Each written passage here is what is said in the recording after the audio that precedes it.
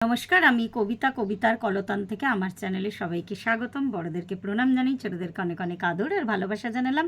আমি চলে এসেছি এখন হ্যাশট্যাগ আমরা সকলের আজকের বিষয় নিয়ে।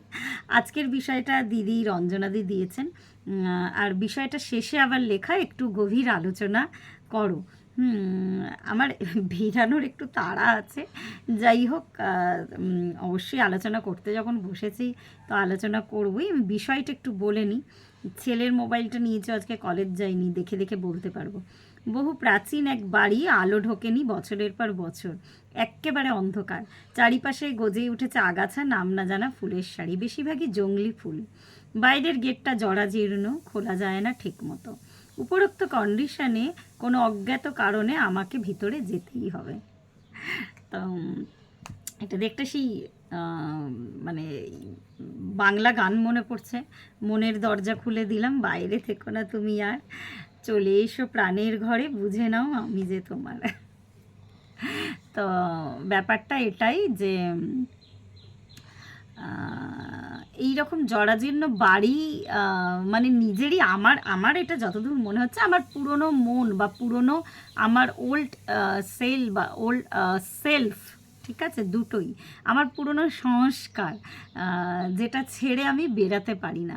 হ্যাঁ, হয় না এক এক সময় মানুষ যে পরিবেশে জন্ম নেয়, যে পরিবেশে বড় হয়, তার মতামতটা না সেই পরিবেশের মতনই তৈরি হয়। তো ওই ছোটোবেলা থেকে একটা জরা জীর্ণ ধারণাকে আঁকড়ে ধরে কিন্তু আমরা অনেকেই বড় হই। অনেক সময় অনেকের চোখ খোলে, অনেকের চোখ খোলে না। আবার অনেক সময় ধাক্কা খেতে খেতে খোলে। ওই একটা বাংলায় কথা আছে, কেউ দেখে শেখে, কেউ ঠেকে শেখে। আবার অনেক সময় এই মনের দরজাটাকেও বন্ধই রাখে। তো আমার কাছে আমার এটা মনে হয় আমার মনের দরজাটা সবসময় ওপেন। আমি শিখতে চাই, সবসময় শিখতে চাই। এই মনের দরজা যদি ওপেন না হয় না, তো কখনোই সে প্রকৃতির থেকে বা কোনো মানুষের থেকে তো শিক্ষাটা গ্রহণ করার জন্য আমাকে কিন্তু সবসময় আমার মনের দরজাটা কিন্তু খোলা রাখতে হবে। তো আমার যতদূর মনে হয় দিদি ওখানে ওটাই বলেছে যে অন্ধকার মানে এতটাই জরাজীর্ণ গেটটা হয়ে গেছে, ওই বহু বছরের একটা পরত বা একটা পলি জমে গেছে, যেটা ঠেলে ওই আগল ঠেলে ভেতরে ঢোকাটা টাফ ব্যাপার আর কি। কিন্তু একবার যদি তুমি ঢুকে যেতে পারো, দেখবে অনেক আলো তোমার জীবনে আসছে। আর ওই মনের মধ্যে যে ধারণাগুলোই যে বললাম যে আমরা ছোটোবেলা থেকে পোষণ করি, যেটা আমাদের পরিবেশ শেখায়, আমাদের পরিবার শেখায়, আমি সবসময় যে সেটা ভুল, সবসময় যে সেটা ঠিক তা নয়। অনেক সময় অনেক ল কিন্তু দেখা গেছে যে মানে ল ব্রেক হয় আর কি। তো এরকম বহু বহু জিনিস আছে, কিন্তু আমরা অনেক সময় সেটাকে মেনে নিতে পারি না। ওই পুরনো সংস্কার আঁকড়ে ধরেই কিন্তু আমরা বেঁচে থাকি বা বড় হই। অনেক সময় বুড়ো হই, তারপরে পরম যে ডেস্টিনেশন সেখানে চলে যাই, কিন্তু শিখতে কিছুই পারি না। তো এটাই হচ্ছে ব্যাপার যে মনের এই আগলটা যেদিন আমি খুলে বেড়াতে পারবো, বা মনের এই দরজাটা যেদিন আমি খুলে বেড়াতে পারবো, আমার মনে হয় সেই দিনই হয়তো আমার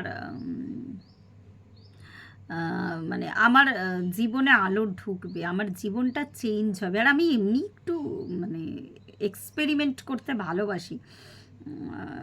ভীষণ সাধারণভাবে লাইফটা লিড করলেও আমার চিন্তা শক্তিটা কিন্তু একদমই সাধারণ নয়, একটু এলোমেলো, একটু উল্টোপাল্টা, অনেকের কাছেই তাই। কিন্তু আমি ওই আমার মনটা সবসময় ওই দিকেই ধাবিত হয়। নতুন কত জ্ঞান, জ্ঞান তো একটা সমুদ্র। পুরো জ্ঞান তো আমি আমার ভেতরে আমি ইয়ে করতে পারবো না, মানে কি বলবো, আত্মস্থ করতে পুরো জ্ঞান তো পারবো না, পুরো বিশ্ব ব্রহ্মাণ্ডের জ্ঞান কোনো একজন মানুষ আত্মস্থ করতে পারে না। কিন্তু যতটা পারা যায়, তো এই সমুদ্রে তো ঝাঁপও দেওয়া যায়। তো যতটা পারা যায়, যতটা আমার মধ্যে ক্ষমতা আছে, তো ততটা জ্ঞান কিন্তু আমি মানে এই জীবনে অ্যাটলিস্ট কিন্তু আমি অ্যাবজর্ব করতেই পারি। তারপরে তার পরবর্তী লাইফে তো ওইগুলো ক্যারি ফরওয়ার্ড হয় কিন্তু। যেমন আমরা অনেকেই দেখি যে একটা ছোট্ট 2.5-3 বছরের বাচ্চা গীতা পাঠ করছে, তবলা বাজাচ্ছে, মানে বিভিন্ন ট্যালেন্ট, আমি একটা দুটোই বললাম, বা মুখস্থ বলছে অনেক কিছু। তো তো এটা কি করে আসে? এটা ওই পূর্বজন্মের স্মৃতিটা তার মধ্যে থেকে যায়। তো কোনো কিছুই বৃথা যায় না আমার মনে হয়। এই ইউনিভার্সকে তুমি যা কিছু দেবে সবই কিন্তু তুমি রিটার্ন পাবে। কোনো কিচ্ছু একটা তোমার একটা ছোট্ট তিলের মতন উদ্যোগও কিন্তু বৃথা যাবে না। তো সুতরাং ওই জরাজীর্ণ বাড়ি, ওই অন্ধকার মনটাকে, তার মধ্যে যতটা শ্যাওলা জমেছে বা যতটা আর কি গেটটা জরাজীর্ণ হয়ে গেছে, যদি না খুলতে পারো তো দরকার হলে ভেঙে দাও। আর জংলি ফুল মানে যা হয় আর কি, অনেক বছর সেখানে বসবাস না করলে দেখবে ওই ফুলগুলো একটা সময় আমার যেমন, আমার পার্সোনালি বলি, আমার জংলি ফুলও মাথায় লাগাতে ভীষণ ভালো লাগে আর কি। যে কোনো ফুলই আমার কাছে সুন্দর। মানে আমি আমার একটা ভিডিও আছে জবা ফুল মাথায় লাগিয়ে করেছি। যে কোনো জংলি ফুলই আমার আমার দৃষ্টিভঙ্গিতে আমার চোখে সুন্দর। আমার চোখে যেমন সব নারীরই এক একটা মানে আলাদা আলাদা সৌন্দর্য আছে, শুধু নারী নয়, নারী বললে অনেকে ফেমিনিস্ট ভাববেন আর কি। যে কোনো মানুষেরই না এক একটা দিক সুন্দর হয়, তেমন যে কোনো ফুলই কিন্তু খুব সুন্দর, সেটা তো ন্যাচারাল জিনিস, তো সেটাকে ব্যবহার করতে জানতে হবে। আমি এটা দেখেছি অনেক সময়, আমি কৃষ্ণচূড়া ফুলও মাথায় দিয়ে দেখেছি, যে কোনো ফুলই না, তারপরে পাহাড়ে গেছিলাম ঘুরতে, মানে ওই রডেডেনড্রন টাইপের আর কি ফুল, ভায়োলেট কালার ছিল, ওটাতেও আমার একটা ছবি আছে। সিকিম ঘুরতে গেছিলাম যখন। তো যে কোনো ফুলই আমার কাছে খুব সুন্দর, তো সেটা দেখার চোখ চাই, তার সৌন্দর্যটা দেখার জন্য মন চাই। অনেক সময় চোখে অনেক কিছু ধরা পড়ে না, যেটা মনের দৃষ্টিতে ধরা পড়ে, আর সেটাকে ব্যবহার করার মতো সেই উইজডমটা চাই আর কি। তো সব কিছুর মিলন ঘটলে আমার মনে হয় এই জরাজীর্ণ বাড়িটার ভেতরে, মানে আমি তো মানে প্রয়োজনে অপ্রয়োজনে আমি আমার গেটওয়েগুলো সবসময় খোলা রাখি আর কি, তাতে আলো ঢুকুক। সে আমার বয়স যতই হোক না কেন, আমার মানে আমার শিক্ষা কখনো মানুষের শেষ হয় না। যতদিন তার ব্রেনটা চলে ততদিন সে কিন্তু শিক্ষা গ্রহণ করতে পারে। তো ঈশ্বর যখন এই মানুষ জন্মটা দিয়েছে, আমার একদমই, আমি এটা অনেকবার বহুবার শেয়ার করেছি, বন্ধ ঘরের দরজা দিয়ে বসে থাকতে ভালো লাগে না। অনেকেই আমার লাইফস্টাইলটা দেখে, আমার বলতে কোনো দ্বিধা নেই, তারা বেশ পছন্দ করে, তারা আমাকে বলে যে আমি মানে আর কি আমার লাইফটাকে এনজয় করি, সত্যি করি। একটা সময় হয়েছিল যখন আমি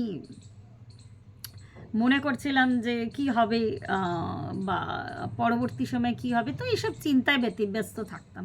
কিন্তু তারপরে দেখলাম যে না, এতে কোনো মানে তোমার গ্রোথ মানে আমার কাছে হচ্ছে এই যে আমার জ্ঞানের ভাণ্ডার পরিপূর্ণ করা। হ্যাঁ, তো পরিপূর্ণ করে কি আমি আমার নিজের মধ্যেই রেখে দেবো, এই কথাটা দিদিও সবসময় বলে।